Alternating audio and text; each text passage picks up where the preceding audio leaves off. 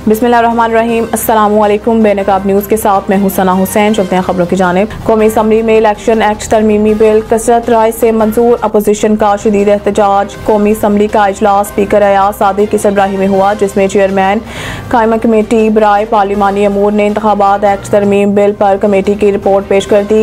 इस दौरान election act तरमीमी bill मंजूरी के लिए कौमी असम्बली में पेश किया गया, जबकि इलेक्शन एक्ट तरमीमी बिल ज़ेरे गौर लाने की तहरीक भी पेश की गई, जिसे ऐवान ने मंजूर कर लिया।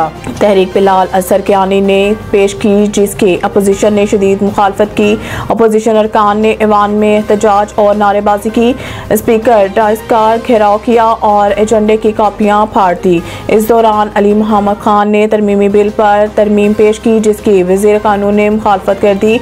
अली मोहम्मद खान ने कहा है कि सुप्रीम कोर्ट ने कहा है कि PTI सियासी जमात थी, है और रहेगी। इलेक्शन कमीशन से पूछा कि क्या 39 अरकान के लिए PTI हलाल और 41 के लिए हराम है। हम इस तरमीमी बिल को मुस्तरद करते हैं। कानून साजी जरूर करें, लेकिन ये मुल्क के मुफाद में होनी चाहिए। इस कानून साजी के खिलाफ अदालत जाएंगे। लाहौर इंसदाद दहशतगर्दी अदालत में असद उमर की तबीयत खराब। अस्पताल मुंतकिल साबिक वफाकी वजीर असद उमर लाहौर के इंसदाद दहशतगर्दी की अदालत में पेश हुए थे, जहां इनकी तबीयत नासाज हुई। जराये का कहना है कि असद उमर को सीने में तकलीफ हुई, जिस पर इन्हें फौरी अस्पताल ले जाया गया। असद उमर के वकील ने बताया है कि साबिक वजीर अदालत में ही थे कि इनके दिल में तकलीफ हुई, जिस पर इन्हें गोद में उठाकर गाड़ी में डाला गया। असद उमर को पंजाब इंस्टीट्यूट ऑफ कार्डियोलॉजी मुंतकिल किया गया, जबकि शाह महमूद कुरैशी के साहबजादे जैन कुरैशी भी अस्पताल पहुंच गए। अस्पताल इंतजामिया का कहना है कि असद उमर की हालत अब खतरे से बाहर है। बगैर नाश्ते ब्लड प्रेशर के दवा लेने से इनकी तबीयत खराब हुई। इन्हें तिब्बी इमदाद फराहम कर दी गई है, जिस पर इनकी हालत बेहतर हो गई है। हसीना वाजिद ने अपने हमवतनों को ही अपना मुखालिफ बना लिया। हाफिज नईम सोशल मीडिया पर बांग्लादेश की सूरत हाल पर रद्द अमल देते हुए हाफिज नईम ने कहा कि बांग्लादेश में 15 साल जबर के दौर और भारत नवाज हुकूमत का खात्मा हो गया है। हसीना वाजिद ने बांग्लादेश पर भारत को मुसल्लत किया हुआ था, जो हुआ वो तसव्वुर में नहीं था।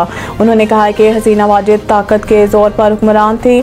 उन्होंने अपने हमवतनों को अपना मुखालिफ बना लिया। हसीना वाजिद ने भारत की मदद से अवाम और इनकी आवाज़ दबाकर हुकूमत की।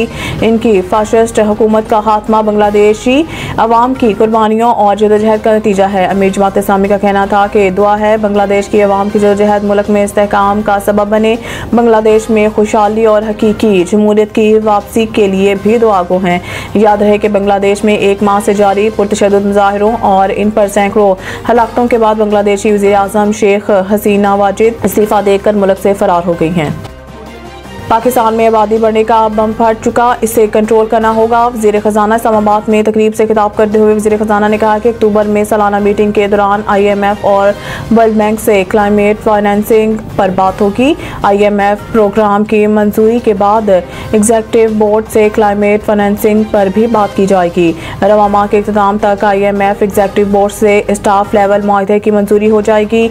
मोहम्मद औरंगज़ेब ने कहा है कि पाकिस्तान मौसमियाती तब्दीली से मुतासरा ममालिक की में शामिल है।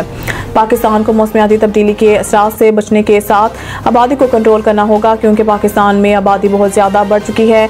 मुल्क में आबादी बढ़ने का बम फट चुका है। उन्होंने मज़ीद कहा है कि मुल्क की माशत को बेहतर बनाने के लिए निजी शोबे को अपना किरदार अदा करना होगा। मज़ीद न्यूज़ और अपडेट के लिए देखते रहिए बेनकाब न्यूज़।